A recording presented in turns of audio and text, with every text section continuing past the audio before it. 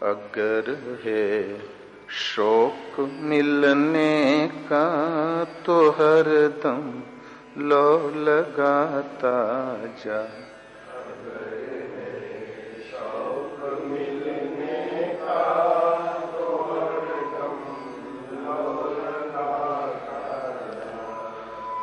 लो लगी, इसका क्या उपाय है? अपने अहंकार को त्याग दो, उनके गोद के उनके हाथ में अपने आप को समर्पित कर दो। जला कर खुद नुमाई को भस्म तन पे रमाता जा।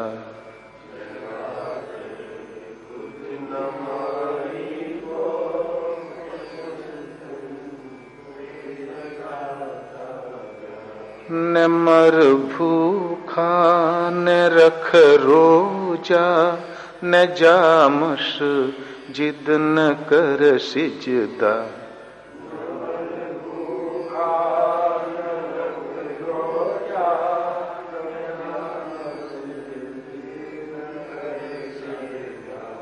वजू का तोड़ दे कुंजा, शराबें शौक पीता जा।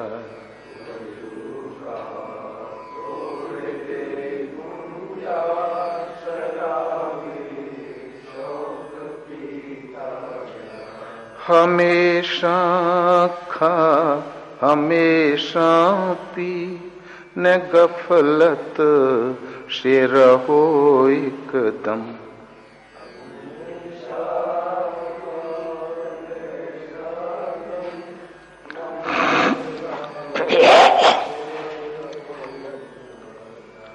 हुक्म है शाह कलंदर का, अनल हक तू कहता जा।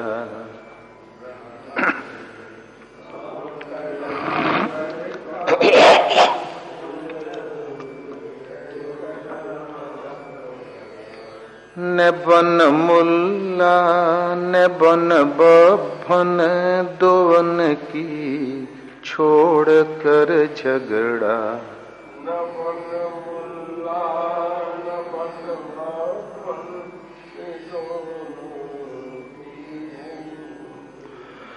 मुशल्ला छोड़ तस्वीर तोड़, किताबें डाल पानी में। मुशल्ला छोड़ तस्वीर तोड़, किताबें डाल पानी में। भजन एक नशा है। भजन किताब पढ़ के सत्यनारायण की कथा, हनुमान चालीसा पढ़ दिया, इतने से काम नहीं चलेगा। मस्जिद चले गए, मंदिर चले गए, कुछ कर्म कांड का निर्वाह कर लिया, इतने से काम नहीं चलेगा। ये जब महापुरुष ने आगे वाला स्थान देख ही लिया तो एक मंशूर हुआ है मस्ताना, उसने कहा कि किताबें पानी में डाल दे। जो कर्म कांड की नियमावली उस वजू के कुंजे को तोड़ दे, न मुल्ला ही बन न बामन ही बन, दोनों के झगड़े को समाप्त कर और शराबें शौक पीता जा। न जा मस्जिद मंदिर, दोनों का झगड़ा छोड़, शराबें शौक पीता जा। और कैसे पिए? हमेशा खा हमेशा पी, न गफलत से रहो एकदम। अहर निस जागत सोवत शरण तुम्हारी, तुम्हें छाड़ी गति दूसर नाही, राम बसे तिनके मन माही। तो मंसूर कहता है कि हमेशा अहर निस लग तू, लगना ज्यों ज्यों लगोगे त्यों त्यों वो उनसे ईश्वर से ब्रह्म पीयूष, उनकी अनुकंपा आप में उतरती रहेगी। उसे पान करो, खाओ, हमेशा खा हमेशा पी, न गफलत से रहो एकदम। हम यदि भजन से छुट्टी देंगे तो मन माया में जागेगा। मन एक ऐसा यंत्र है जो कभी छुट्टी नहीं लेता, ये ऑटोमेटिक उधर काम करने लग जाएगा। इसलिए पूज्य गुरु महाराज का आदेश था, नाम में, रूप में, प्रार्थना में, सेवा में, कहीं न कहीं इसको लगाए रखो। इसे छुट्टी मत दो। जहां छुट्टी दिया तो उतना वो माया में लग जाएगा और कमा के रख देगा तुम्हारे लिए। इसलिए भजन का यही तरीका है कि हमेशा अहरनिश लो लगी रहे। तो हमेशा खा, हमेशा पी, न गफलत से रहो एकदम। कदाचित ऐसा पार लग गया तो हुक्म है साह कलंदर का, अनल हक तू कहता जा। तो भगवान का जो शाहों का शाह है, मालिकों का मालिक है, वो है कण कण में व्याप्त भगवान खुदा। उनका हुक्म उतर आएगा कि तू ही, अब तू मुझसे भिन्न नहीं। अनल हक का मतलब होता है अहम ब्रह्म अस्मि। भजन एक नशा है।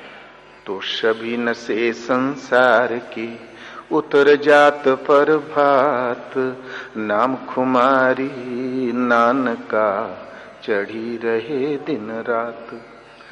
कोई नशा हमने कर ही लिया तो दूसरे दिन भूखा का भूखा, फिर चाहिए। दूसरे दिन नहीं मिला तो छटपटाने लगता है। लोग घर के गल्ला बेच के प्राप्त करता है, फिर खाली का खाली, समय पाके उतर जाता है।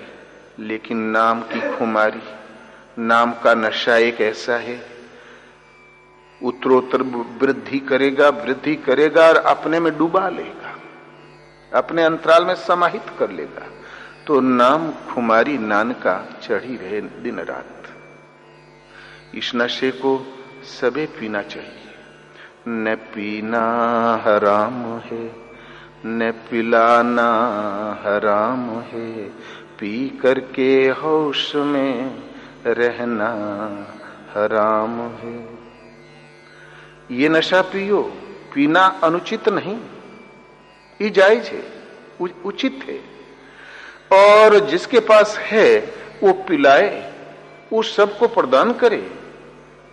न पिलाना ही हराम है, अवश्य पिलाओ। यदि कुछ जानते हो तो ईश्वर पद की जागृति प्रदान करो, नशा दो। किंतु हराम है कि जबकि पी भी लिया और होश बना हुआ है, पी करके होश में रहना हराम है। हम भक्त भी कहलाते, नशा चढ़ा ही नहीं। तो वंचक भक्त कहाई राम के, किंकर कंचन कोह काम के। वो तो कांच के टुकड़े हैं, निरर्थक के। लेकिन पिए कैसे? पिए हुए की पहचान क्या? पीना है तो इस कदर पी कि हम शराब पिए, जहां के मुंह से वो निकले। ऐसा पियो कि तुम बैठ के पियो गुफा में, शांत एकांत में, और जहां के मुंह से बू निकले वो सबके हृदयों में घट घट में चिदाकाश में बोलने लगे। तब तो आपने पिया, नहीं तो बकवास। ये प्रचार करो, वहां प्रचार करो, फालतू बात। जब वो नशा हृदय में प्रभु उतरी आएगा तो भगवान कण कण में व्याप्त है। सब में अपना जो पुण्य आत्मा है और उनके अंतराल में स्वतः ऊपर सारण प्रदान सूचना भेज देगा। एक बार भगवान दत्तात्रेय महापुरुष थे, 3 उपवास 4 उपवास आए दिन की घटना थी। विचरण कर रहे थे लेकिन मस्त थे। क्यों? कि उन्हें नशा था, वो पिए हुए थे। अनायास भीड़ लगने लगी तो उन्होंने पूछा भगवान से, प्रभु हमें तो कोई नहीं पूछता था, आज ये भीड़ क्यों है? तब भगवान ने आदेश दिया कि लक्ष्मी जी तुम्हारी सेवा करना चाहती है। तो बोले भगवान, लक्ष्मी जी को हमने कभी पुकारा नहीं, हमें जरूरत भी नहीं है, फिर वो क्यों सेवा करना चाहती है? बोले इसलिए कि मैं तुम्हारे हृदय में आ गया हूं, मेरा चरण छोड़ के उसको कहीं ठिकाना नहीं है, इसलिए सेवा करना चाहती है। तो बोले प्रभु आप बने रहें, लक्ष्मी जी को विदा कर दे। जो हमें एकांत में आपसे, आपके साथ जो सुख है वो इस माहौल में कदापि नहीं, आप कृपया उसे विदा कर दें। बोले नहीं, जहां मैं रहूंगा तो वो रहेगी ही। अब दत्तात्रेय भागने लगे। जहां यहां भीड़ लग जाए तो चुपचाप रात को उठें और छोड़ के कहीं दूसरी जगह चले जाएं। संकल्प करें कि हम पूरब जाएंगे, यहां से 10 किलोमीटर, तो वहां भी भीड़ विद्यमान। संकल्प के साथ लक्ष्मी जी आगे पहले से प्रबंध कर दे। फिर जहां भी जाए वहां भीड़ विद्यमान। तब संकल्प करें कि पूरब जाएंगे अमुक गांव की तरफ और निकल जाएं पश्चिम। 2-1 दिन तो शांति मिले, तीसरे दिन लक्ष्मी जी ढूंढते ढूंढते फिर पहुंच जाए। फिर वही माहौल, भीड़ भाड़, मेवा ले, मिष्टान ले। तब बहुत छटपटाए, घबराने लगे। भजनानंदी को नशा चाहिए, नशेड़ी को नशा चाहिए, वो घबराने लगे। तब भगवान ने आदेश दिया घबराओ मत, अब ये माया नहीं है, अब मेरी इच्छा है। तुम जिसे ढूंढते थे नशा पीकर, वो मैं सन्मुख हूं, अब कहीं बैठ जाओ, ये तो सेवा करेगी ही। तब दत्तात्रेय ने सोचा कि देखें हम भी कि कहां तक ये सेवा करती है, जरा आजमा के देखें। तो घूमते घूमते एक गिरनार पहाड़ दिखाई पड़ा, बब्बर शेरों से भरा हुआ घनघोर जंगल। तब भी बब्बर शेरों से भरा जंगल था, आज भी वहां पर शेर हैं। तब से अब तक बरकरार है वो जंगल। एक विशाल पहाड़ की चोटी पर लगे चढ़ने, ऊपर एक झरना दिखाई पड़ा। बैठ गए, धुना लगा लिया, कोई नहीं जाना। उससे 10-10, 15-15 किलोमीटर गांव ग्राम था ही नहीं उस जंगल के पास, जंगली ग्राम भी नहीं। तब उससे काफी दूर पर जो कस्बे थे, वहां लोगों ने स्वप्न देखना शुरू किया कि इस पहाड़ के ऊपर एक महापुरुष बैठे, झरना है, धुना है। दूसरे ने कहा भैया हमने फल चढ़ाया, प्रणाम किया तो उन्होंने आशीर्वाद दिया। तीसरे ने कहा भैया एक ऐसा लगा कि त्रिशूल गड़ा हुआ है। चौथे ने कहा 3 मूड़ी। सब लोग बोले यार बवाल क्या है, सब लोग एक ही स्वप्न देखते हैं, पहाड़ पर महापुरुष, नारायण स्वरूप, चलो देखा जाए। कौतूहल वश लोग पहाड़ पर चढ़ गए तो महापुरुष बैठे थे। 11,000 सीढ़ी बना के लोग चढ़ गए। वो है गिरनार पर्वत। आज भी गिरनारी टिक्कड़ बनता है। और अब वहां भक्त लोग जो लेके जाने लगे, गेहूं का आटा, बजड़ा का आटा, ज्वार का आटा, हर प्रकार का आटा, नमक मिर्ची, जो भी आवे एक ही में मार के और एक टिक्कड़ बना दे। 1 मण का एक टिक्कड़ धुने में शाम को घुसाड़ दे। सुबह भरे में टनाटन पका हुआ ब्रेड कुल्हाड़ी से काट, चक्कू से छील छील के सब लोगों को दे दे। भोजन हो गया। आहिस्ते आहिस्ते एक राजा आया, उन्होंने ताम्र पत्र पर लिख के अपना स्टेट भेंट कर दिया। उस स्टेट का नाम था माहुरगढ़। तो महाराज ने पूछा ये क्या है? बोले भगवान अपनी स्टेट हमने भेंट कर दिया। बोले अरे मैं स्टेट क्या करूंगा, मैं साधु हूं। बोले अब तो क्षत्रिय बात से पीछे नहीं हटता, संकल्प कर लिया सो कर लिया। तो बोले ठीक, तुम हमारा आदेश पालन करोगे? बोले हुक्म करें तो मैं शीश भी दे दूंगा। बोले अरे नहीं भाई, शीश रहेगा तब ने पालन करोगे। तुम हमारे दीवान, जाओ, कोई गड़बड़ी न होने पाए, देखो उसे। तो जन्म भर सिंहासन के नीचे बैठकर वो राजा वो राज्य का कार्य देखता रह गया। जीवन में एकाध बार 1 घंटे के लिए दत्तात्रेय भी पहुंचे, गद्दी वद्दी ठोक ठाक के आशीर्वाद दे के चले आए। तो रिद्धि सिद्धि सब बिनहि बुलाए, धर्मशील पर जाहि पर आए। शुर दुर्लभ सुख कर जग माही, अंत काल रघुपति पुर जाहि। ये नेचुरल हो जाता है। तहां लक्ष्मी झाड़ू देत है, शंभु करे कुतवाली, तौन घर चेती है रे भाई, तोरा आवागमन मिट जाए। जहां भगवान रहते हैं, जहां सबका नियंता रहता है, वो परात्पर ब्रह्म जहां अपनी दृष्टि वहां गड़ा देता है, वहां सारे कर्मचारी देवता और लक्ष्मी वहां पर डेरा डाल देती है कि प्रभु को कष्ट न होने पाए। इसी तरीके से भगवान उन संत की सेवा करवा लेते हैं।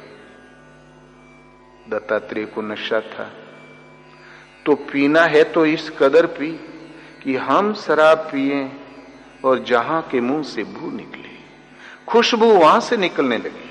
बैठे थे दत्तात्रेय पहाड़ के चोटी पर, किसी ने नहीं देखा, लेकिन सब जान गए। लोगों के पुण्य आत्माओं के हृदय में प्रसारित होने लगा। जिनका कल्याण होना था उनके अंतराल में बोलने लगा। गुप्त रूप अवतरे प्रभु, जान गए सब कोई जान गए। यदि तब तो हमने भजन किया, यदि ऐसा कुछ नहीं हुआ तो अभी पिया कहां। वो तो बेसबर बनाया है, भक्ति का ट्रेडमार्क लगाया है चंदन पोत के। इसी आशय का एक भजन है।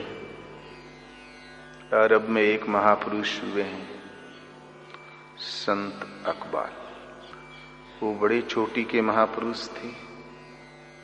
आस्ते आस्ते भगवान और खुदा और वो आमने सामने हुए एक दिन। उन महापुरुष ने भजन की प्रक्रिया पर अपनी रहनी गहनी पर एक प्रकाश डाला। वो था तो अरबियन भाषा में, लेकिन उसका ट्रांसलेट यहां भारत में हुआ है। संत सृष्टि के किसी कोने में हो जाए, एक ही निर्णय पे आता है। ये मतांतर वाले तो एक कानून का शिकंजा तैयार करते हैं। आध्यात्मिकता तो आंशिक रूप से रहती है और संपूर्ण कानून का शिकंजा होता है। वो तो एक सताने की जगह हो गई। मतांतरों में कभी भगवान नहीं होता। मतांतरों के पालन करने से कभी भगवान नहीं मिलता और न ही वो नशा मिलेगा। मतांतर तो रूढ़ी पकड़ा देंगे। वो हालांकि अरब में थे, वहां के मजहबी शिकंजा बहुत कड़ा था, लेकिन वो निर्लेप थे, भगवान की गोद में थे, खुदा के बिल्कुल दाहिने हाथ के पास खड़े थे। उन महापुरुष ने कहा कि भजन कैसे किया जाए। भजन एक नशा है। नशा भी ऐसा पागल खप्तुल हवास बना देता है। यदि हमें बाहर की दुनिया का भान ही रह गया तो भला नशा कहां चढ़ा। अभी तो तुम अपना भला बुरा चयन कर रहे हो। तुम मैं पी के जे बौराई गवा, यह मत पूछोवा का देखी श्री पक्षिन मां मानुष मां गाछन मां, हर मां हरि का जलवा देखी सी, मद पी के चे बौराई गवा, मैं पी के चे बौराई गवा, यह मत पूछो का देखी सी पक्षिन मां मानुष मां गाछन मां, हर मां हरि का जलवा देखी सी, मद पी के चे बौराई गवा। भजन एक नशा है, वो एक मदिरा है। उसको पी के जो बौरा गया उसी के नशे में झूम गया, जैसे मीरा झूमी थी, सुतीक्ष्ण झूमे थे। दिशी और विदिशी पंथ नहीं सूझा। श्रुतीक्षण ने सुना कि भगवान राम आ गए, तो हे विधि दीन दयाल रघुराया, मोशे सठ पर करी है दया, मोरे जिये भरोस दृढ़ नाही, भक्ति न विरति ज्ञान मन माही। हे विधाता, दीन बंधु प्रभु, मेरे ऐसे अधम पर भी क्या कृपा करेंगे?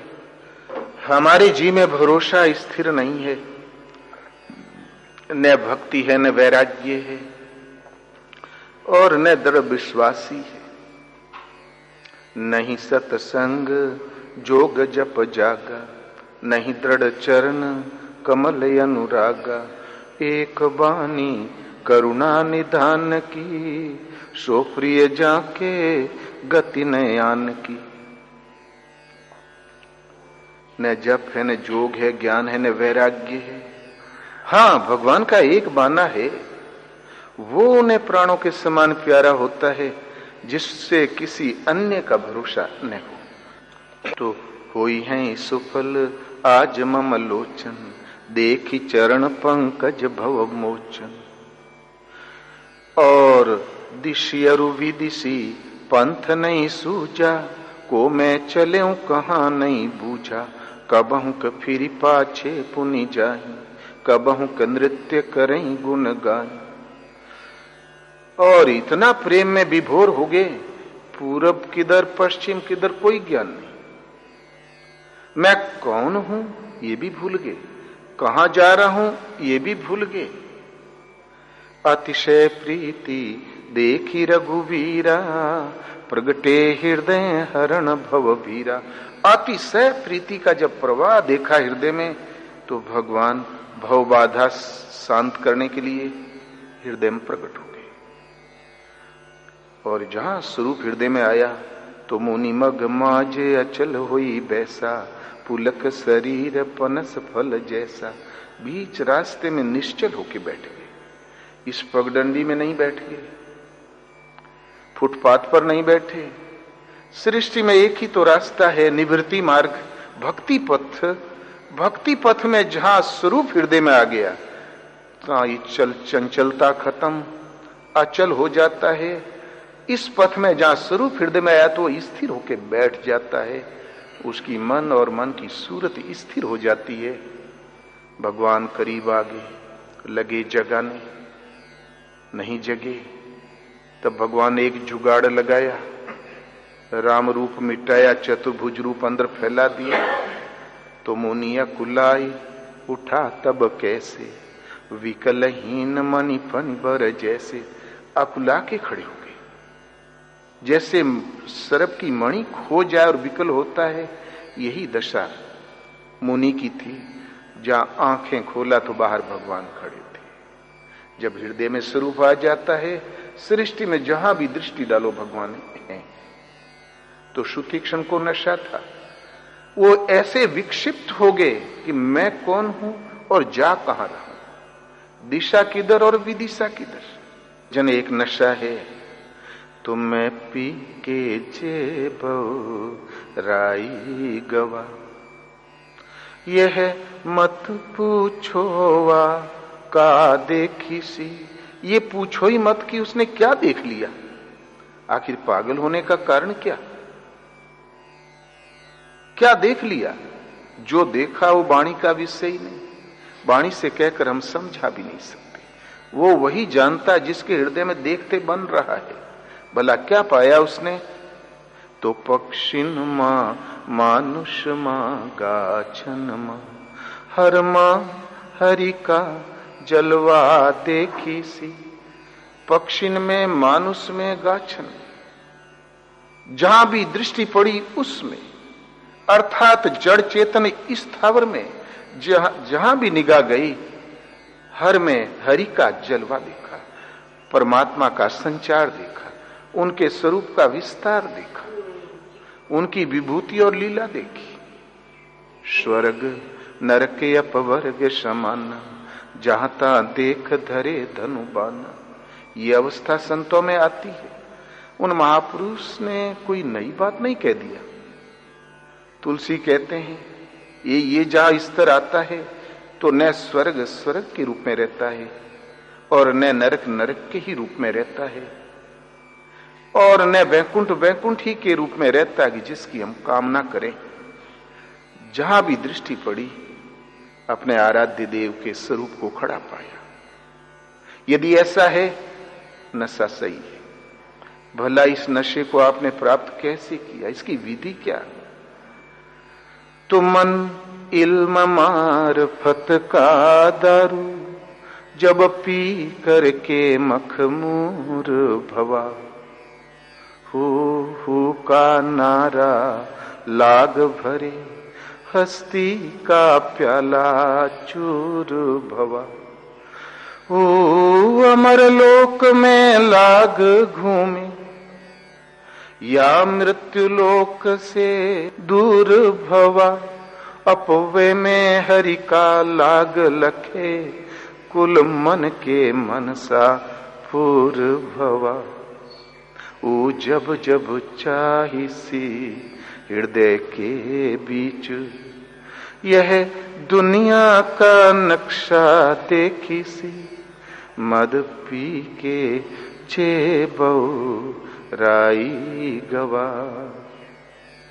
कितना बढ़िया विधि बता दी थोड़े में। मन इल्म मार्फत का दारू।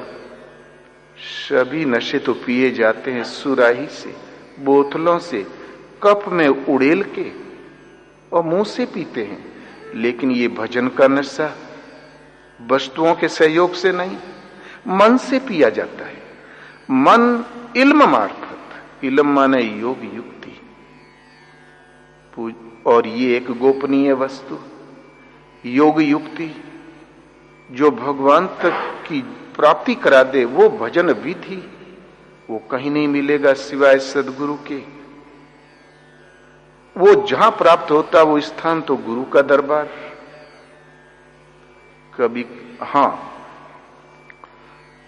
कभी कभी पूज्य महाराज जी के पास लोग पहुंचे, बोले महाराज आपने दर्शन शास्त्र पर शोध किए हैं, आप विदेश भ्रमण करके आए हैं। महाराज सब कुछ तो हम लोगों ने पलट दिया, लेकिन साधन नहीं समझ में आता, भजन विधि नहीं समझ में आती। तो महाराज कहें हो, सब बात तो सब कोई जानते हैं, 2-2 पैसे में वेदांत बिकता है, लोग पढ़ते हैं और लिख तो जाते हैं, किंतु भजन ही एक ऐसी वस्तु है जो लिखने में नहीं आती, वाणी से कहने में नहीं आती, किसी अनुभवी महापुरुष के द्वारा किसी अनुरागी के हृदय में वो जागृत हो जाया करती है। भगवान राम से लक्ष्मण ने पूछा, भगवान सुख का स्रोत क्या? तो भक्ति ताते अनुपम सुख मूला, मिले ही जो संत हूं ही अनुकूला। लक्ष्मण, अनुपम सुख की मूल तो भक्ति है, लेकिन प्राप्त तभी होगी जब संत अनुकूल हो। उनके सीधा तो मैं भी नहीं दे सकता, जब कभी सो बिनु संतन का हो पाई। तो मन से पिया, तो मन इल्म मार्फत का दारू। इल्म माने योग युक्ति, भजन विधि जो सदगुरुओं से ही जागृत संचारित होती है। संतों भक्ति सदगुरु आनी। कबीर से किसी ने पूछा कि भगवान ये भक्ति कहां प्राप्त करें? तीर्थ में, पुस्तकों में, कर्मकांड में? बोले नहीं, कुछ भी कर डालो, जो भगवान से सीधा मेल कराती है उसका नाम है भक्ति।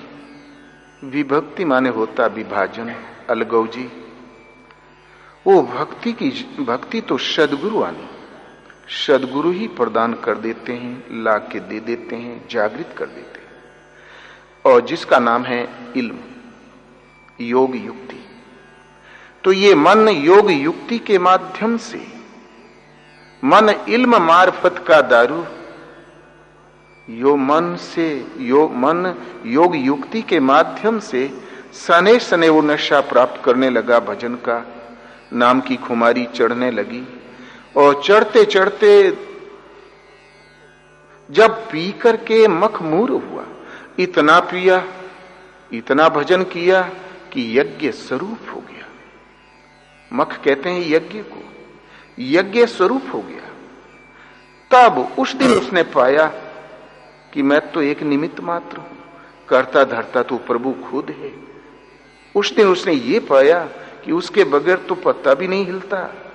तो हु का नारा लाग भरे, हस्ती का प्याला चूर भवा।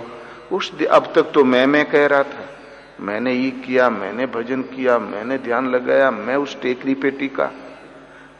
आज कहने लगा कि नहीं, तू ही तू, जो कुछ है तू, ये तो तेरे तू प्रसारित है इसलिए ही पार लग रहा है। चिंतन, साधक तो एक नाथा हुआ बैल, निमित्त मात्र, करता धरता तो हरि होते। तो तू का नारा लाग भरे, हस्ती का प्याला चूर भवा। जिसमें वो हस्ती मैं हूं ऐसा जो मन में स्थान था वो टूट टाट गया। अब भविष्य में कभी अहम आएगा भी नहीं। ओ अमर लोक में लाग घूमे, या मृत्यु लोक से दूर भवा। वो मृत कहते हैं नासवान को। ये जगत नासवान है, परिवर्तनशील है, क्षण भंगुर है। आज है तो कल नहीं रह जाएगा, प्रतिपल भंग होता चला जा रहा है। आज फुदकते हुए गुलफाम की तरह बालक, थोड़े ही दिन में झुर्रियां पड़ गई, बाल पक गया। थोड़े ही दिन में राम नाम सत्य है। हर क्षण परिवर्तित होने वाला, भंग होने वाला। ये तो मरण धर्मा है। अमृत जहां मृत्यु का समावेश न हो, जिसे मृत्यु ने मार सके, वो है केवल आत्मा। आत्मा अविनाशी है, आत्मा शाश्वत है। इसे न तो शस्त्र काट सकता है, न आग जला सकती है, न वायु सुखा सकता है, न आकाश से विलय कर सकता है, और न शरीर के मरा मानने से ही मरता ही हो। नित्य, शाश्वत, सनातन, काल से अतीत परम तत्व वो आत्मा के आलोक में भ्रमण करने लगा। वो अमर लोक में लाग घूमे, और या मृत्यु लोक से दूर भवा। ये जन्म और मृत्यु जो जिस स्थान पर है उससे बहुत दूर हट गया। और उसने पाया क्या कि अपुए में हरि का लाग लखे, कुल मन के मनसा पूर भवा। वो अपने आप में ही हरि को देखने लगा। सारी मनोकामना पूरी हो गई। जहां भगवान रहते हैं वहां लक्ष्मी रहती है, ऐश्वर्य रहता है। भगवान अविनाशी है, अविनाशीपना रहता है।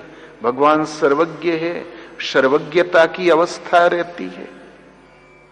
जड़ जीव कुछ भी मांग सकता है संसार में प्रभु से, उससे बहुत आगे की समृद्धि वहां सदैव रहती है। कुल मन के मनसा पूर्व भवा। ऐसा कुछ भी नहीं है जिसकी वो चाह करे। और इतना ही नहीं, उसकी रहनी कैसी, तो जब जब चाहिसी हृदय के बीच, यह दुनिया का नक्शा देखी सी। और उसने इच्छा कर लिया, हिमालय की चोटी पर क्या है, इच्छा कर लिया कि काशी में क्या हो रहा है। वो खड़ चार्ट सामने आ जाएगी। वो टेलीविजन से भी बड़ा यंत्र है उनके पास, वो चाह भर ले। सती अंसुया आश्रम चित्रकूट, और वहां गुरुदेव बैठे हुए थे, और इधर सावण और कुवार के मास में रामलीला का माहौल खड़ा हुआ। काशी की रामलीला महाराज ने कभी देखी थी, तो महाराज कहें कि हो, हमारे मन में ये विचार आया कि एक बार रामलीला और देखा जाए। बड़ी नगद है, बहुत अच्छा पाठ होता है। और उठ के जहां चलने लगे तो भगवान ने आदेश दिया, मत जाओ। तो बोले, प्रभु नहीं जाएंगे, लेकिन इच्छा तो है। बात आई गई हो गई। और शाम को जाम एक दम लगा के, दम लगा कहां, चिलम हाथ में लेके बैठे ही रह गए। घंटा, 1.5 घंटा, 2 घंटा, चिलम न जाने कब बुता गई। जब होश में आए तो बोले, यार मैं तो रामलीला देखने चला गया था। यहीं से उड़त उड़त गया, रामलीला देखा, आज ये हुआ, आज वो हुआ। एक दिन चौक पड़े, 30 दिन यही हाल, जब तक रामलीला चलती रही। एक दिन चौक पड़े, बोले यार आज तो गजब हो गया, हाथी बिगड़ गया, राजा गिरत गिरत बचा, मैं हूं हाथी के पांव में दबत दबत बचे हूं, कोनो रंगे दूर सरक गए हूं। और व्यास जी राम जी का हाथ पकड़ के घिरिया के भागे न। जब राम जी के लेके भागे तब बड़ी ताली थपोड़ी बजी, यार ऐसा हथिया बिगड़ा, ऐसा रामलीला रही। सुबह अपना ये वर्णन कर ही रहे थे, इतने में एक पार्टी दर्शन करने चली आई, जो पहले दिन रामलीला देख के रातों रात कार से चित्रकूट पहुंच गई थी 250 किलोमीटर, और पैदल अंसुईया पहुंची थी। ये वर्णन चल ही रहा था तो उन्होंने सुना, बोले अरे महाराज आप कब आ गए? हम रात भर चल के यहां आए, आप कैसे पहुंच गए इतने जल्दी? कोने साधन से चले आए? बोले भैया हम गए ही नहीं थे, मैं यहां बैठे बैठे देखा करे तो। जब जब चाही सी हृदय के बीच, यह दुनिया का नक्शा देखी सी। जब भी इच्छा कर लेगा देख लेगा। मद किंतु कब? मैं पी के चेबराई गवा। ऐसा भजन करो कि भज होश न रहे, भगवान और साधक की सूरत तद्रूप हो जाए, डोरी लग जाए, नशा हो जाए, खुमारी चढ़ जाए, श्रुतिक्सन की तरह, जड़ भरत और मीरा की तरह, शर्मद और मंसूर की तरह। अगले पद में कहते हैं कि इन पीने वाले पात्रों में कौन? तो एक संत मंशूर का नाम आता है। तो मंशूर अनल हक का दारू, जब पी करके मस्ताना भा, दूसरी दुनिया में लाग घूमे, यह दुनिया से बेगाना भा। ओ अमर लोक में लाग घूमे, मंशूर अनल हक का दारू, जब पी करके मस्ताना भा, दूसरी दुनिया में लाग घूमे, यह दुनिया से बेगाना भा। अपुए में हरि का लाग लखे, सब समझन की बो राना भा। फांसी पे चढ़ाए दीन उलमा, तो मुए पर पदी चमाना भा। जब लहू अनल हक कही दिहलस, तब के न देखी सी दुनिया देखी सी, मद पी के चेबो राई गवा। मंशूर पीने वालों में संत मंसूर। जब पीते पीते इतनी खुमारी हो गई कि अनल हक, ब्रह्म और आत्मा को जब तद्रूप एक देखने की क्षमता आ गई, तो अनल हक की अवस्था में जाके अहम ब्रह्म के ये नशा पूर्ण भरपूर होता है। यदि ये नहीं आया तो नशा अधूरा। अभी और पीजिए और भजन करिए। तो मंशूर अनल हक का दारू, अनल हक माने होता अहम ब्रह्म अस्मि। जब इस अवस्था में पहुंचा नशा, जब पी करके बौराना भा, मस्त हो गया। जब भजन से मस्ती आती है तो लोगों के व्यवहारों से अलग उसकी चाल होती है। लोग उसे पागल कहा भी करते हैं। जड़ भरत को लोगों ने पागल कहा, मीरा को लोगों ने पागल कहा। लोग कहे मीरा भाई बावरी, सास कहे कुल नासी, क्या मीरा पागल थी? आज उस कुल की गरिमा संजोने वाली सास को तो कोई नहीं जानता, मीरा को संसार जानता है। तो भजन एक नशा है। तो मंसूर जब चोटी पर पहुंचा, भजन करते करते पीकर के मस्ताना भा दूसरी दुनिया में लाद घूमे, यह दुनिया से बेगाना भा, इस दुनिया से अनजान हो गया। दूसरा जो परमात्मा का आलोक है, आत्मा जो अविनाशी परमात्मा का जो निवास है, उस धारा में चलने लगा वो, और इस दुनिया से अनजान हो गया कि जैसे इस दुनिया के लिए वो अनजाना हो गया। और न उसने जाना, न मैंने जाना दुनिया को, और न दुनिया ने मुझे जाना, ये बेगाना हो गया। अपुए में हरि का लाग लगे। भला उसने पाया क्या? अपने हृदय देश में, अपने स्वरूप में हरि को देखने लगा, अपने आप में हरि का संचार देखने लगा। सब समझे कि बौराना भा ये जरूर पागल हो गया है। मियां मौलवियों को खुटका हो गया। उन्होंने पकड़वाया बादशाह से शिकायत करके। तो फांसी पे चढ़ाए दीन उलमा, मुए पर पदी जमाना भा। फांसी पे चढ़ा दिया उलमाओं ने। उलमा वे होते हैं कुरान शरीफ के अनुसार, शरीयत के अनुसार जो न्यायाधीश, उन्होंने न्याय दे दिया, फतवा जारी कर दिया। काफिर है, अल्लाह को नहीं मानता, अपने को अल्लाह कहता है, अनल हक कहता है, काफिर काफिर, इसको फांसी पे चढ़ा दो। पकड़ा और फांसी पे चढ़ाया। पहले हाथ काटे, पांव काटे, बोले अब भी मान जा, जिंदा छोड़ देंगे। मंसूर मुस्कुराता रहा तो आंखें निकाल दिया। तब भी मंसूर को कोई खेद नहीं था। तब बोले कि इनको पत्थरों से मारो। तो जनता ने पत्थर फेंकना शुरू किया। मंसूर शांत भाव से बैठा रहा। उसी में एक वाहिद नाम का संत था जो मंसूर को पहचानता था, उसकी स्थिति से अवगत था। वाहिद ने सोचा यदि कुछ नहीं फेंकूंगा तो लोग समझेंगे कि ये काफिर है।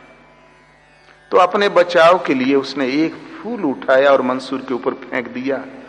जहां फूल शरीर से स्पर्श किया तो बड़ी जोर से चिल्लाया मंसूर। बोले अरे वाहिद, तू तो जानता है ये तो बेचारे अज्ञानी है, अनजान है, अंधे हैं। तू तो जानता है, तुमने फूल मार दिया हमको। इन पत्थरों की चोट तो हमें बिल्कुल नहीं लगी, लेकिन तुम्हारे फूल का तो हमें घाव कर गया। तू तो जानता ही, तो बेचारे अबोध है, अनजान है। तब जनता सनक गई। बोले अरे बाप रे, आंखें फूटी है तब वो सब कुछ देख रहा है, कौन कंकड़ फेंक रहा है, कौन फूल फेंक रहा है।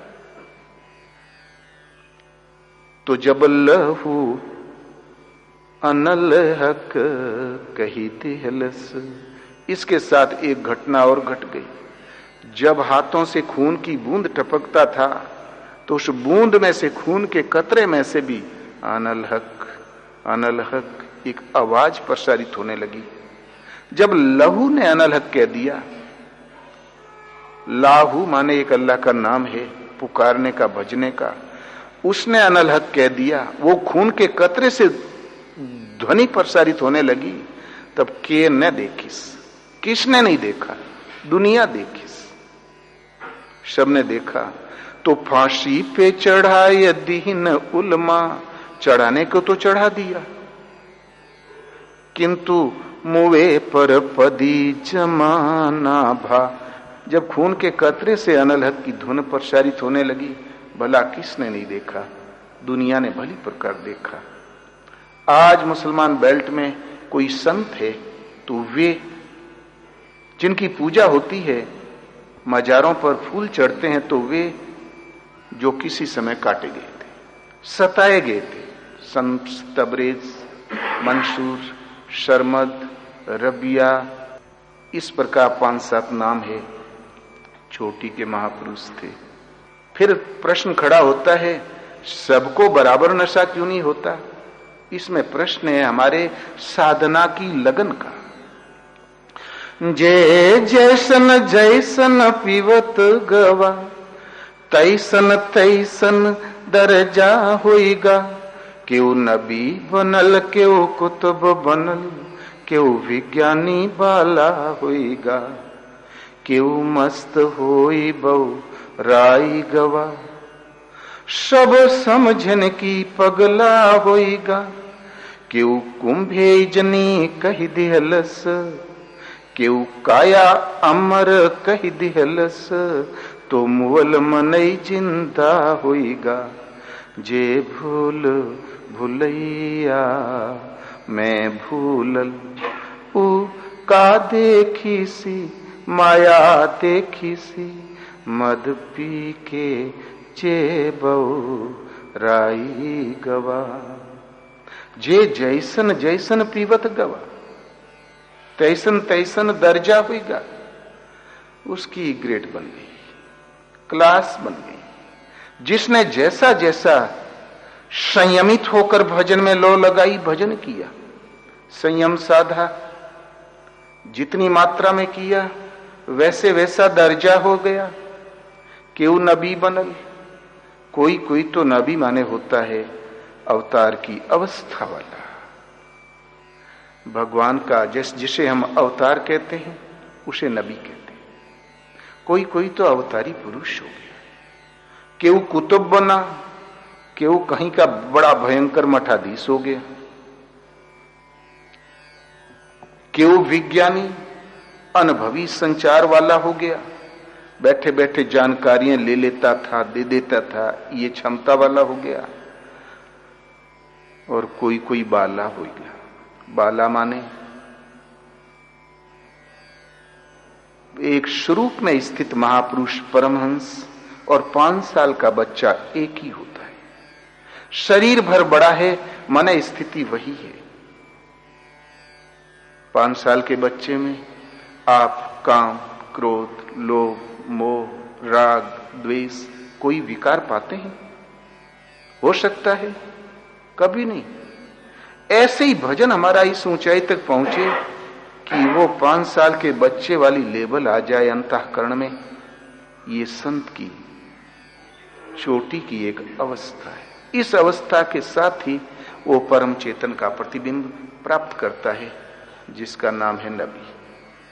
और कोई कोई इतना चिंतन किया कि वो बाला हो गया, बालवत रहने वाला हो गया। और शनकादि इसी अवस्था वाले थे, देखत बालक बहुकालीना। और इन्हीं भक्त संतों में से, पीने वालों में से क्यों मस्त होय बौराई गवा, सब समझन की पगला होइगा। कोई इतना मस्त हुआ, लोगों ने समझ लिया कि जरूर पागल है, विक्षिप्त है। महापुरुष थे जड़ भरत, पहले सम्राट थे भरत, फिर उसमें भी कुछ रस नहीं दिखाई पड़ा। उस ऐश्वर्य चक्रवर्ती के साम्राज्य पने में भी उन्हें रस नहीं दिखाई पड़ा। त्याग के हो गए संत। एक मृग जब वो बड़े भजन पूर्ण हो ही चला था कि एक मिर्गे में हो गई लिप्सा। शेर दहाड़ा, मिर्गी ने जंप किया, प्रसव काल था, बच्चा वहीं गिर गया। अब महाराज को दया आ गई। दया बस उसका लालन पालन शुरू किया। जहां मिर्गा 10 दिन में छलांगे भरने लगा तो अच्छा लगने लगा। एक दिन वो छलांग मारा और झाड़ी में ओझल हो गया। जड़ भरत के जीवन का, इस शरीर का ये अंतिम क्षण था। तो चिंतित, वो शेर का भी मुंह सूंघ लेगा, बहेलिए को जाके भी छू देगा। कहां गया, क्या हुआ, इतने में शरीर गया छूट बाबा जी का। तो मिर्गे की योनि में गया, अंतमति सोगति। और किंतु मिर्गे की योनि में उन्हें ज्ञान था कि मैं कौन हूं, मैं संत हूं। ये उसका परिणाम है मोह का। तो इंद्रायणी नदी में खड़े होके पहले वहां से वो शावक मृगों का झुंड छोड़ दिया। और एक संतों की कुटिया थी, उसमें चला गया। महात्मा लोग किसी जीव को पाते हैं तो बड़े स्नेह से प्यार से पालते हैं।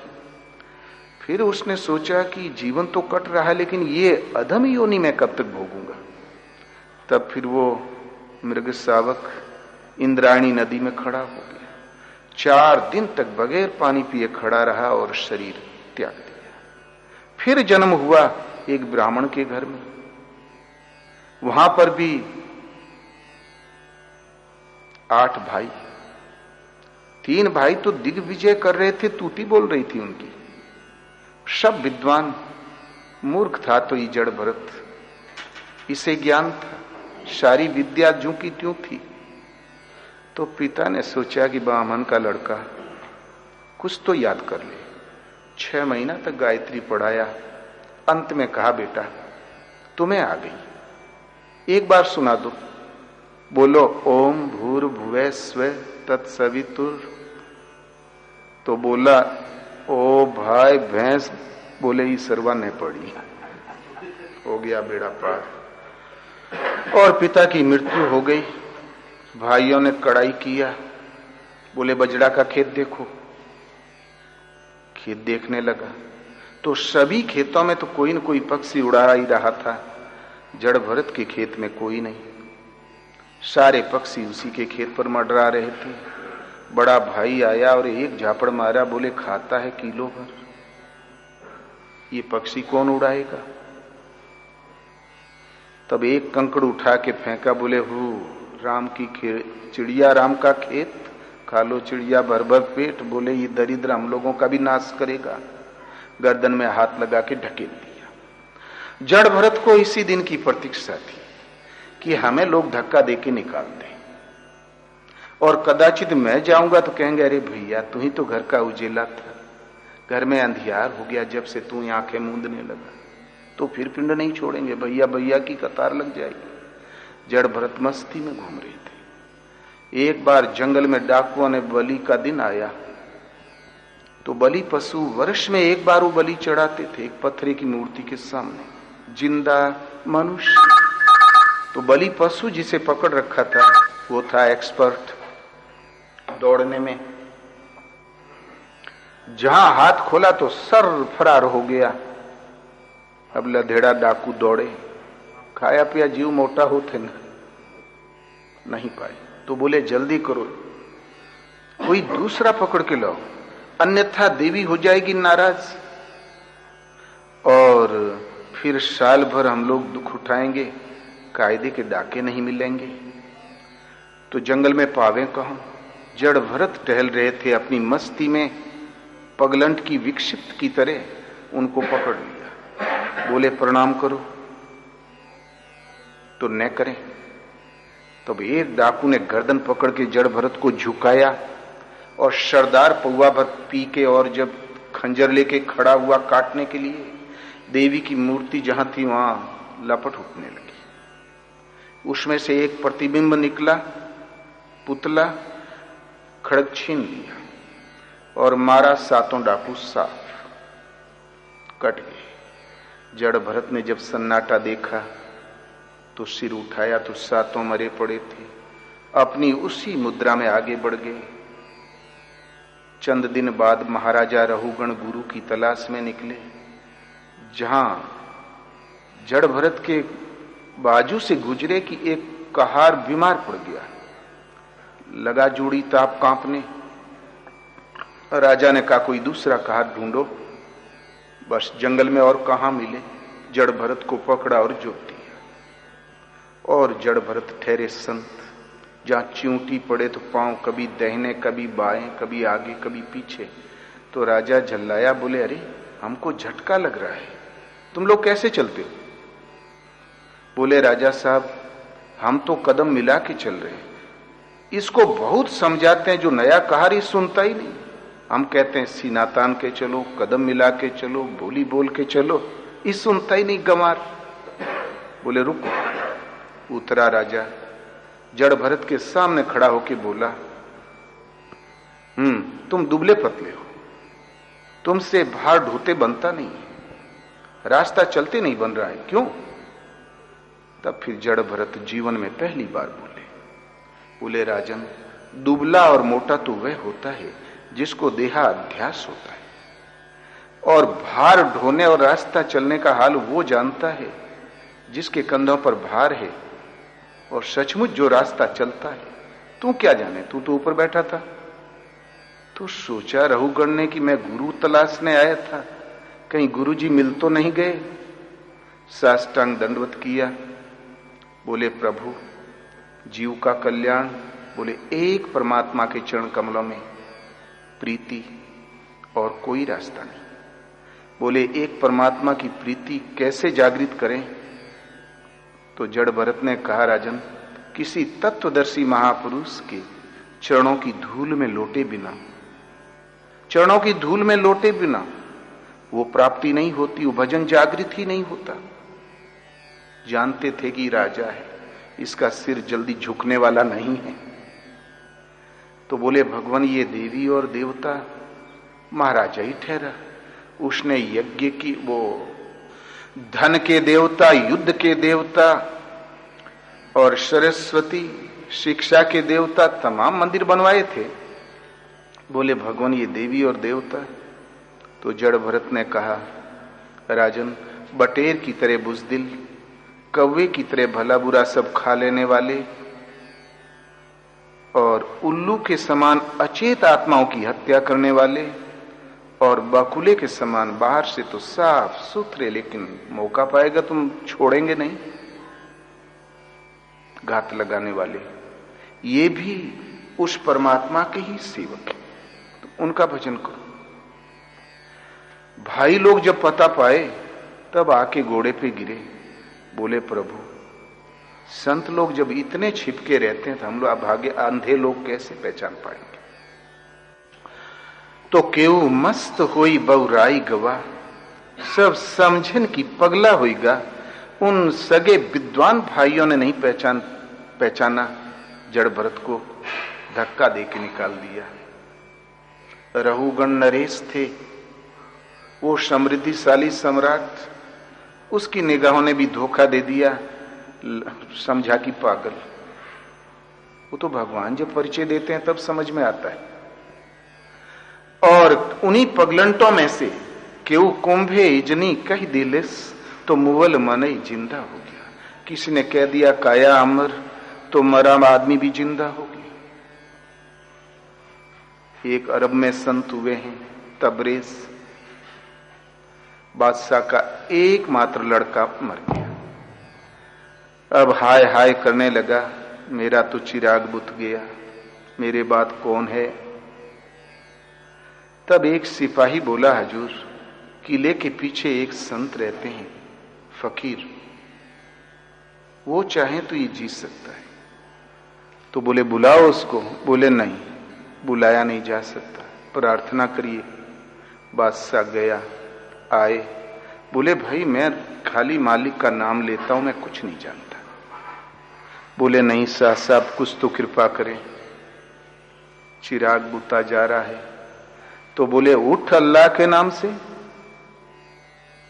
नहीं चुलबुलाया, बोल अल्लाह ताला खुदा के नाम से, परवरदिगार। जितने कासम थे सब बोल दिया। तो रहम कर, तुम तो रहम वाला है। और जाने लगे। तो फिर घोड़े गिरे, बोले नहीं भगवान कुछ तो कृपा करें। तो बोले भैया सब नाम तो हमने पुकार लिए, नहीं उठा तो मैं क्या करूं? तो फिर जब प्रार्थना किया तो बोले उठ साले, मेरे ही नाम से उठ जा। लड़का तिल मिलाने लगा, शांति की लहर दौड़ गई। बादशाह अपना प्राण कलेजा पा गया। लेकिन मियां मौलवी बोले तौबा तौबा, ये तो काफिर है, अपने नाम से उठाया, अल्लाह के नाम से नहीं। तो कहा तबरेज ने, भाई हमने अल्लाह खुदा कई बार तो पुकारा, नहीं उठाया तो मैं क्या करूं? क्यों कि वो महापुरुष खुद ही गुम हुई तो खुदा हो गया। देखते देखते क्या से क्या हो गया, अगर खुद ही गुम हुई तो खुदा हो गया। वो अभेद स्थिति, अनलहक की अवस्था पार कर चुके थे। भगवान संत का मान रख देते हैं, संत में कुछ नहीं होता, भगवान ही उसकी महिमा को थोड़ा फैला देते हैं। इतना तोबा मचाया कि वो महापुरुष पकड़े गए। बोले इनकी खाल खींच लो, छड़ियां लगी, चौराहे पर चबूतरे में खड़ा करो, चुन दो, इतने इतने पांव चुन दिए और घोषणा की गई अपार भीड़ के बीच में। उन महापुरुष के भगत भी तमाम थे, वो भी खड़े थे। बोले हमारे राज्य में कोई जो अल्लाह को नहीं मानेगा ऐसे काफिर की यही दशा होगी। तुरंत चबूतरा फट गया, महात्मा चलने लगे। बोले साले मैं काफिर हूं कि तू काफिर है, और तुम्हारा सारा जनपद काफिर है। जा साले, लौंडा मर गया, अब मैं क्या करूं, तुम्हें जरूरत ही नहीं, मैं क्या करूं। अब उन्हें कौन छेड़े, दोबारे छेड़े तो बात साफ हो जाए। शक्ति को नमस्कार है। फिर महात्मा को उसने फिर मियां मौलवी लोगों ने हल्ला किया। तब बोले देखो फांसी तो मैं नहीं दे सकता। बोले कोई तो सजा दीजिए जहां पर ना। तो बोले उसको कोई खाना न दे, उसको कोई पानी न दे। तो महात्मा होते हैं दयालु। एक दिन मुट्ठी भर चना लेके पहुंचे, बादशाह का जहां दरबार लगा था ठीक उसके सामने। श्रद्धा बादशाह की भी अटूट थी उनमें, लेकिन धर्म के शिकंजे की वजह से बेचारा नहीं देख रहा था। और आजकल तो चाय की दुकानें, होटलें होती है, उस जमाने में भड़भूंजों का भाड़ होता रहा। हर भाड़ में जाके बोले भैया बुढ़ोती के दांत है, थोड़ा भूंज देते हो नरम हो जाए। तो बोले महाराज घर में भूंज के ले आओ। बोले ना यहीं भूंजो। तो बोले सिपाही पकड़ के हमको फांसी दे देंगे। बहुत घुमा सुना के फिर अंत में सूरज की ओर ताका। बोले यार दोस्त तू ही थोड़ी मदद कर, कुछ नरम हो जाए चना। इतनी गर्मी पड़ी कि हजारों आदमी मर गए। तब सब आके घोड़े पे गिरे, बादशाह गिरा। बोले महाराज अब मारी डालोगे, दया करें। सब सेवा करने लगी। ऐसी अवस्था वाले भक्तों का भगवान महिमा फैलाई देते। तो केऊ कुंभे इजनी कह दिलिस काया अमर। यदि कही दिया, मुंह से निकल ही गया, तो मुवल मनई जिंदा हो गया। जो मुर्दा था वो जिंदा हो गया। हमारे गुरु महाराज के जीवन में बहुत सी ऐसी घटनाएं, अनहोनी घटनाएं, लेकिन विस्तार क्यों करें। और जे भूल भूलैया मैं भूलल, ऊ का देखी सी माया देखी सी, मद पी के चे बौराई गवा। जो भूल भूलैया भूल गए, 4 दिन आंख मूंदा, फिर लगे पर्ची काट के चंदा करने, फिर लगे मंदिर बनवाने, फिर परमार्थ की पाठशाला खोलने, फिर एक आश्रम वहां निर्माण। ये सब भूल भुलैया है। भजनानंदी के लिए किसी मटेरियल की जरूरत ही नहीं। कर पर भिक्षा तरतर वासा भज गोविंदम। और इसके अलावा यदि भूल भुलैया भूल गया, उसने क्या देखा, घूम फिर के लौट के वही माया देखा। इनमें से उसके लिए कुछ भी नहीं है। उसकी दशा शोचनीय है। हमारे अंतिम लाइन है, जे करे पर शरीयत खुनसाइल, ऊ जीव दे के अमर होएगा। आकाश के ऊपर लाग उड़े, दोनों बाजू में पर होएगा। सोच न रहल मिट गईल खुदी, तब ऊ मनई दूसर होएगा। ओ सबके लखे ओ लखी न पड़े, परमात्मा ओकर घर होएगा। 3 लोक 14 भुवन, वैकुंठ दरई बैठा देखी सी, मद पी के जे बौराई गवा। जेकरे पर शरीयत खुनसाई। शरीयत माने धार्मिक कानून का शिकंजा को शरीयत कहते हैं। कुरान शरीफ के अनुसार स्त्रियां यदि नहीं पसंद है आपको, 3 बार कह दो तलाक, वो जाए। 1 महीना कुछ दिन 10 दिन करीब, 3 महीना 10 दिन करीब प्रतीक्षा करे, बुला ले तो ठीक, नहीं तो दूसरा घर ढूंढो। अभी एक शाहबानू को सुप्रीम कोर्ट ने फैसला दिया कि इसको खर्चा मिलना ही चाहिए, मानवता है, और सारे भारत के नेता हाय हाय करने लगे कि अवश्य मिलना चाहिए, लेकिन नहीं दिला सके। ये थी शरीयत।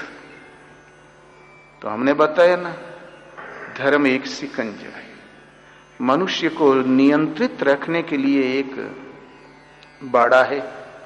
आध्यात्मिक बहुत कम ही होता है उसमें। आध्यात्मिक की आड़ में तो शिकंजा तैयार होता है, चाहे कोई धर्म क्यों न हो। किंतु जो शुद्ध अध्यात्म जागृति ऐसे किसी महापुरुष से ही मिला करती है। शो विनु संतन का उपाय, तो ये शरीयत खुंसाई,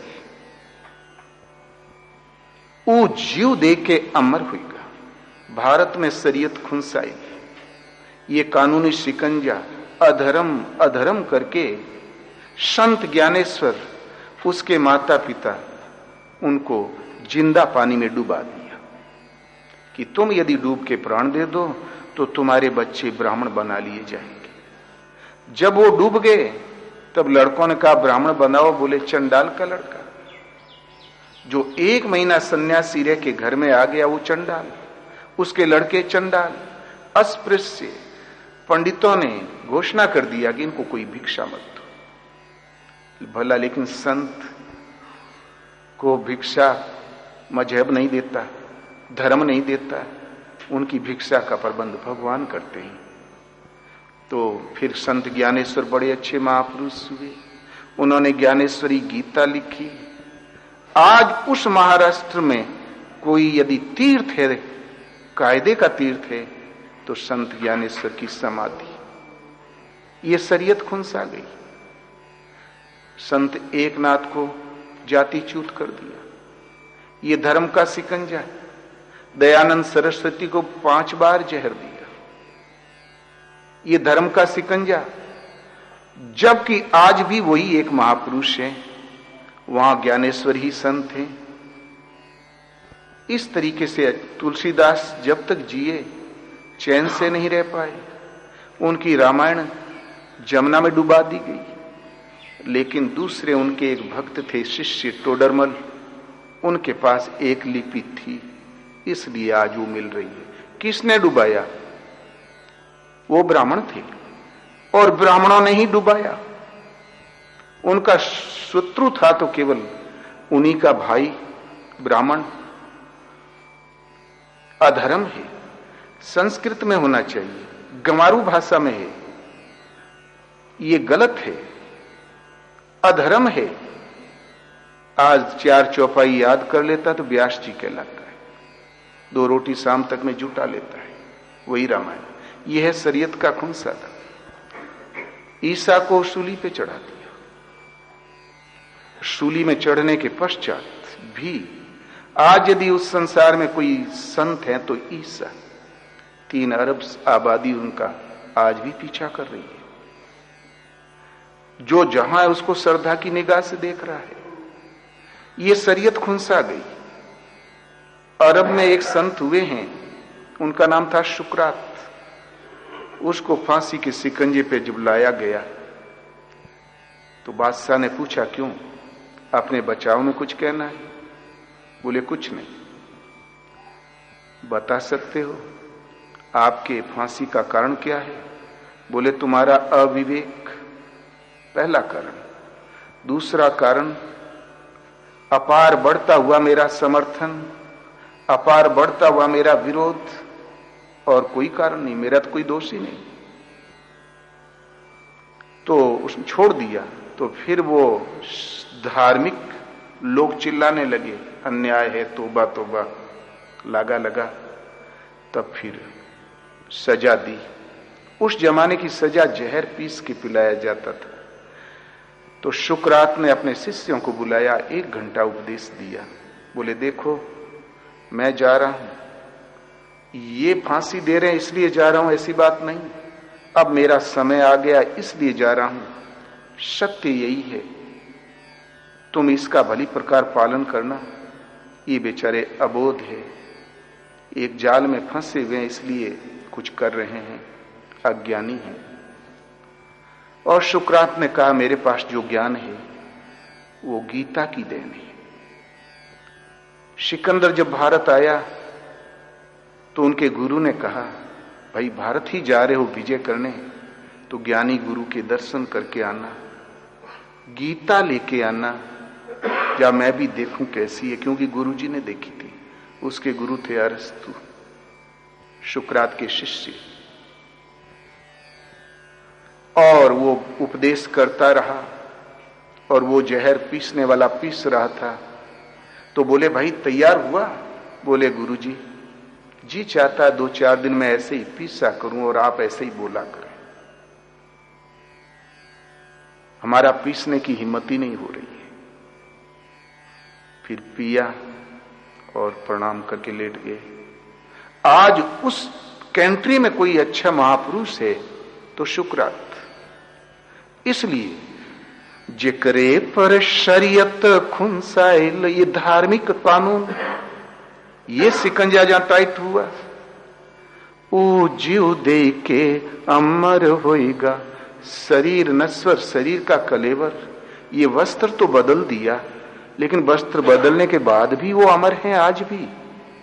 उन्हीं के पीछे संख्या है और उन्हीं के स्वरूप से सबको प्रेरणा मिलती है। वो लोग स्वप्नों में देखा करते हैं, कभी कभी सैतुक भी दर्शन हुआ करते हैं। बहुत जिनकी अवस्थाएं चढ़ बढ़ गई उनको। और आकाश के ऊपर लागे उड़े, दोनों बाजू में पर होएगा। एक तो आकाश है ये बाहर शून्य, दूसरा आपके हृदय में है चिदाकाश। सबके चिदाकाश के अंतराल में उड़ने लगा, प्रेरक के रूप में प्रसारित होने लगा, जैसे कि दोनों हाथों में पर जाम गए हों। और सोच न रहल मिट गई लखुदी, तब ऊ मनई दूसर होइगा। ऊ सब के लखे ऊ लखी न परे, परमात्मा ओकर घर होइगा। अब निश्चिंत, किसी प्रकार का सोच नहीं, फिक्र नहीं, चिंताओं से मुक्त। सोच न रहल मिट गई लखुदी, अहम जो था वो मिट गया और भगवान का स्वरूप और उसका अस्तित्व, उसका स्वरूप ही शेष प्रसारित हो गया, रह गया। मिट गई लखुदी, तब वो मनई दूसर हो गया, वो आदमी ही दूसरा हो गया। क्या विशेषता आई कि वो सब के लखे, वो सबको देख रहा है कि क्या है, और वो लखीने पड़े, वो समझ में नहीं आ रहा है। लोग सोचते हैं, खाते हैं, पीते हैं, बैठी तो हैं। अनसुईया आश्रम कभी कभी महाराज जी बड़े सवेरे घनघोर जंगल में 10-10, 15 किलोमीटर गांव ग्राम, कहीं कुछ नहीं, लेकिन लोग तो दर्शन के लिए पहुंचते ही थे। दिन में एक बार सुबह 9 से 2 के बीच में। तो कभी कभी संत लोग आया करें तो महाराज कहें ससुरारी से कूड़ा लेके आवते, इन्हें खाए का दो, बैठे का दो, पिए का गांजा दे, हर दे, हरवा दे, खोदे का पहना दे। तो हम सोचे कि किसको बड़बड़ा रहे हैं, आस्ते आस्ते गुनगुना रहे हैं। इतने में कोई न कोई पहुंच जाए, जहां उतनी दूर दिखाई पड़े तो महाराज बिगड़ खड़े। अब तक हर जोता, धान की रोपाई किया, अब पुचट्टा खोल के, फटी कमरिया बगल में दबा के, चिमटा हाथ में लेके साधु जी बन के चल गए। और बगैर किराए घूमना, यहू लोग नष्ट करते हैं। वो अरे होना ही है तो सच्चा पाठ करेगा चाहिए, हो ही जाओ, सचों के हो जाओ, नशे वाले हो जाओ, तो समझदार हो उनमें से, वो तो आके सर दंडवत करें। जब दंडवत कर ही लें तब महाराज उनकी सारी व्यवस्था करें, खाने पीने की, बैठने लेटने की। और तिनक के चला जाए तो बोले जाओ, हमरे का बिटिया का ब्याह बिगड़ जाए, जाओ। तो हम पूछे महाराज, ये 2 रोटी के लिए इनको क्यों झिड़क दिया जाता है? बोले तैका जनी है, कुपात्री के दान दे से दाता नष्ट हो जाते। आखिर यहां आवा तो यहां तो ढोंग छूटे, कुछ तो उपदेश कहूं तो मिले बेचारे का। कभी कभी कहें देखो रे भोजन बना लेना, कोई अच्छे महात्मा आ रहा है, देख ध्यान देना निकलने जाए, थोड़ा भोजन बढ़ा लेना। 4-6 आदमी का भोजन बना करे, उस दिन हो जाए 7 का। इतने में कोई न कोई संत पहुंच जाए तो महाराज के देख वो खड़े हैं, उनके बुला ला, आवे तू सचमुच महात्मा, बड़ी सेवा करें, विधिवत बैठे, 4 वाणी उपदेश भी सुनने को मिले। तो ऊ सब के लखे कि कितने पानी में है, क्या लेके आ रहा है, और ऊ लखने पड़े। लोगों की निगाह में वो न समझ में आए, वो तो इतना ही देखे कि महात्मा है, बैठे हैं, चिलम रखी और ला मक्का के ऊपर घर हो गया। ये मक्का मदीना इनसे बहुत उपराम जिसका निवास हो गया, सच पूछो तो परमात्मा होकर घर हो गया, परमात्मा ही उसका निवास स्थान हो गया। उपदृष्टा अनुमंता भर्ता भोक्ता माहेश्वर परमात्मेति चाप्युक्तो देहे अस्मिन पुरुषे पड़े। भगवान कहां रहता है? अर्जुन, ईश्वर संपूर्ण प्राणियों के हृदय देश में निवास करता है। इसी पर कहते हैं भगवान उपदृष्टा। आप उप माने समीप, बहुत समीप, दृष्टा के रूप में है। लाइट जल रही है, भागवत पढ़ो, चाहे कारोबार खोल लो, वो तो मना नहीं करेगा, इसका काम है प्रकाश देना। तो दृष्टा के रूप में है, आपके न शुभ कर्मों का भागीदार है न अशुभ कर्म। और जहां श्रद्धा से कोई उधर झुका तो अनुमंता, वो भगवान अनुमति देता है, ये करो और ये न करो। लेकिन तुम यदि न आज्ञा पालन करोगे तो ठोकर खा जाओगे। इससे अवस्था जहां उन्नत हुई तो भरता, वो आपका भरण पोषण करता है, जिसमें आपका कल्याण है वही करता है, जिसमें आपका हित है वही व्यवस्था देता है। योगक्षेमम वाम्य हम, योग की सुरक्षा की व्यवस्था अपने हाथ में ले लेता है। फिर साधक चाहे कि हम पतित हो जाएं, नहीं हो सकता, भगवान होने ही नहीं देंगे उसको। वो नाथ के लेके चलते हैं, भरण पोषण जिसमें तुम्हारा हित है, शाश्वत हित है, वही व्यवस्था देते हैं, भरता और भोक्ता। अंत में भोक्ता राम उस साधक के द्वारा जो कुछ पार लग गया, यज्ञ तप भजन संयम उसको स्वीकार कर लेता है और परमात्मेति चाप्युक्तो देहे अस्मिन पुरुषे पर, और फिर उसमें अपना स्वरूप प्रसारित कर देता है। परम आत्मा, आत्मा एक ही है। जहां इसके विषय में दूसरा स्वरूप आया है, लंबा हो जाएगा प्रश्न, नहीं कहेंगे। तो इस तरीके से जेकरे पर शरीयत खुनसा इलू जीव दे के अमर हो गया, आपाक से ऊपर लागू उड़े, दोनों बाजू में पर हो गया, सोचन न रहल मिट गईल खुदी, तब उ मनई दूसर होगा, उ सबके लखे उ लखी न पड़े, और परमात्मा होकर घर हो गया। ये तीर्थ व्रत इनसे बहुत उपराम हो गया, उसका भगवान ही उसका निवास स्थान हो गया। और 3 लोक 14 भुवन, वैकुंठ दरई बैठा देखी सी, मद पी के चेबो राई गवा। और फिर उस महापुरुष की रहनी क्या होती है? 3 लोक 14 भुवन, परम धाम परमात्मा का दरई बैठा देखिस, वो वहीं बैठे अपने हृदय में ही उस सब को प्राप्त करता है। जब कभी किसी ने पाया है तो हृदय देश में पाया है, बाहर भटक के कहीं नहीं। फिर उसको चल के किसी वैकुंठ नहीं जाना पड़ता।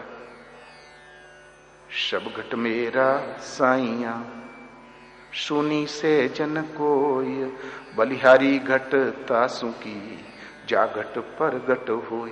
सभी घट में भगवान प्रसारित है, एक भी हृदय शून्य नहीं है भगवान से, सुनी सहजन कोई। किंतु उस घट के ऊपर मैं अपने आप को बलि चढ़ाता हूं, समर्पित करता हूं, अपना बल हारता हूं। जा घट प्रगट हो गए, जिस घट में वो प्रगट हो गए हों, जागृत हो गए हों। भगवान कृष्ण ने बताया अर्जुन, आरंभ में तो नहीं बताया, खैर वो प्रश्न दूसरा कहेंगे ही नहीं। इसलिए भजन एक नशा है, तो मद पी के चे बौराई गवा। भजन एक नशा है, इस तरीके पियो कि बिल्कुल जड़ भरत की तरह, मीराबाई की तरह, सुतीक्ष्ण की तरह एक नशा सवार हो जाए, संत मंसूर की तरह। जे बौराए गया वो काद मद पी के चे बौराई गवा। यह मत पूछो वाका देखी सी, ये पूछो ही मत कि उसने क्या देखा, क्योंकि जो उसने देखा वो वाणी से व्यक्त नहीं किया जा सकता। वो तो तभी समझ में आता है जब हमारे हृदय में भी प्रकट हो। संत कबीर से पूछा को नशा कैसा, तो कहे कबीर गूंगे की शक्कर खाई सोई पे जाने। गूंगा शक्कर खाता है, सिर हिलाता है, मुस्कुराता है, लेकिन व्यक्त तो नहीं कर सकता, उसके पास वाणी नहीं। भला वो है कैसा? शंकराचार्य से पूछा तो बोले अनिर्वचनीय, वाणी से व्यक्त नहीं समझाया जा सकता। हर महापुरुष ने एक ही निर्णय दिया, इसलिए ये पूछो ही मत कि उसने क्या देखा। आखिर उसका सारांश क्या है? तो पक्षिन में मानुष गाछन हर हरि का जलवा देखी सी। जड़ चेतन स्थावर में, जलचर थलचर नभचर और हर में जहां भी दृष्टि पड़ी वहां हरि का जलवा देखा, भगवान का संचार पाया। बिना गोपाल ठोड़ नहीं कतहूं नरक जात धोखा ही। अंत में यही अवस्था सबको प्राप्त करनी होती है। इस अवस्था के लिए बहुत जन्म भजन करने की आवश्यकता नहीं। यदि नशा सवार हो जाए, पिछले जन्म का रंच मात्र भी संस्कार नहीं है, किंतु नशा सवार हो जाए, प्रण करके यदि हट करके लग जाए, तो इस जन्म में भी वो प्राप्त कर सकता है। ये नशा जब कभी किसी को मिला है तो जीते जी। मुए मुक्ति गुरु कहे स्वार्थी, झूठा दे विश्वासा। मरने के बाद मुक्ति मिलेगी, आंखें मूंदे रहो, लगता है गुरु जी का कोई स्वार्थ छिपा हुआ है, उन्हें अभी क्यारी गुड़वाना है, ऐसा प्रतीत हो रहा है। जब मिलेगा तो जियत, और क्यों कि जियत मन बस हुआ नहीं, तो पुनि देवे बहुत त्रासा। जहां आशा तहां वासा, मन का यही तमाशा। यदि जीते जी मन वश में नहीं हुआ, तो जैसी जैसी मन में रीलें हैं, वैसी वैसी रीलों के अनुसार जन्म मिलेगा। पुनि देवे बहुत त्रासा। जैसी जैसी आशाएं, वैसे ही वैसा आपको निवास मिलेगा। भगवान कृष्ण कहते हैं, अंत काल में जो जिसका स्मरण करते हुए शरीर का त्याग करता है, प्राय उसी योनि को प्राप्त होता है। और जो मेरा स्मरण करते हुए शरीर का त्याग करता है, मेरे सहज स्वरूप को प्राप्त होता है, जहां से पीछे लौटकर आवागमन में नहीं आता। बड़ा सस्ता सौदा, जन्म भर काला सफेद करो, जब मरने लगेंगे तो भगवान का स्मरण कर लेंगे। इस पर कृष्ण कहते हैं, अर्जुन नहीं, ऐसा हो नहीं सकता। सदा तद्भाव भाविता, प्राय वही चिंतन कंठ पर आकर बैठ जाता है जिसका जीवन में अधिक प्रयोग किया है। मरते समय स्मृति भ्रमित रहती है, बुद्धि विकल रहती है, हम नवीन स्मरण कर ही नहीं सकते, तो कर कहां से लोगे? इसलिए अर्जुन, तू आज ही से, अब ही से निरंतर मेरा चिंतन कर और युद्ध कर। भला निरंतर चिंतन और युद्ध एक साथ कैसे हो सकता है? यही निरंतर चिंतन हो, जय कन्हैया लाल की, और बाण चलाते रहो। इस पर भगवान कहते हैं, अर्जुन उसका ये नियम है कि योग की विधि को जानकर, वैराग्य में स्थिर रहते हुए, एकांत देश का सेवन करते हुए, सिवाय मेरे अन्य किसी विषय वस्तु का न स्मरण करते हुए निरंतर चिंतन कर और युद्ध कर। एकांत देश का सेवन है, हमें छोड़कर कोई है भी नहीं, भला हम किससे लड़ाई करेंगे वहां पर? आंखें भी बंद है। वास्तव में भजन एक युद्ध है, ये क्षेत्र क्षेत्रज्ञ की लड़ाई है, प्रकृति और पुरुष के बीच का संघर्ष है। जब हम शांत एकांत भजन में बैठते हैं कि सिवाय आराध्य के और कोई स्वरूप नहीं देखूंगा, उस वक्त माइक प्रवृत्ति बाधा के रूप में प्रत्यक्ष ही है। तमाम काम क्रोध मोह लोभ की योजनाएं प्रसारित होने लगती है। शरीर बेशक बैठा है, कभी कभी मन हेलीकॉप्टर हो जाता है, धरा ही नहीं देता। ये माइक प्रवृत्तियां बाधा के रूप में प्रत्यक्ष ही है। इन माइक प्रवृत्तियों को काटना युद्ध है, ये अंतःकरण की लड़ाई है। एक सेठ जी मरणासन थे, तो बिटिया को बुलाओ, बिटिया के बिटुए को बुलाओ, जरा नाती का हाथ पकड़ा दो। तो उसके एक पुत्र सुपुत्र थे बड़े धार्मिक, उन्होंने कहा पिताजी आप हमारी चिंता न करें, आप भगवान का नाम लें। लेकिन बुढ़वा के भगवान का नाम याद ही नहीं आवे। वो मार प्रपंच रेले हो रहा था। इतने में पड़े पड़े उसकी निगाह पड़ गई, झाड़ू बछुआ चबा रहा था आंगन में। बड़ी जोर से ताकत लगा के बोला बझा। बछुआ झाड़ू चबा रहा, इतना तो पावर नहीं था, अंतिम समय था। बझा। जहां सुना तो जो सत्संगी लड़का था बहुत खुश हुआ, बोले वाह, अब हमारे पिताजी भगवान का सुमिरन कर रहे हैं, वासुदेव वासुदेव कह रहे हैं, ये जरूर जहां दशरथ पहुंचे वहीं पहुंचेंगे। एक मायावी लड़का था बड़ा वाला, वो बोले क्या बोला बझा? हमें शंका थी कि 2-3 लाख का कहीं छिपा के रखा है बाबूजी ने, आज लगता है वो बताना चाहते हैं। ये लगता है किसी वसीयत का नाम ले रहे हैं। तुरंत भागा डॉक्टर के पास। डॉक्टर साहब हमारे पिताजी खास बात बताना चाहते हैं, आप एक बार उसको चेता दें तो बड़ा उत्तम होगा। तो डॉक्टर ने कहा हाँ, एक बार तो होश में आ सकते, इंजेक्शन जरा महंगा है, 1000 रुपये। लेकिन उस लड़के को बड़ा सस्ता प्रतीत हुआ, क्योंकि लाखों का मामला जो था। तुरंत जहां इंजेक्शन की गर्मी चढ़ी तो बोले अरे बछुआ झाड़ू चबा रहा है, हमारे बाद हमारी इज्जत प्रतिष्ठा का क्या होगा? तुम लोग खाए बिना मर जाओगे। जहां सुई की गर्मी कमी हुई कि ठंडे हो, तो जन्म भर काला सफेद करो, मरने समय कुछ कर लोगे, स्मरण कैसे कर लोगे?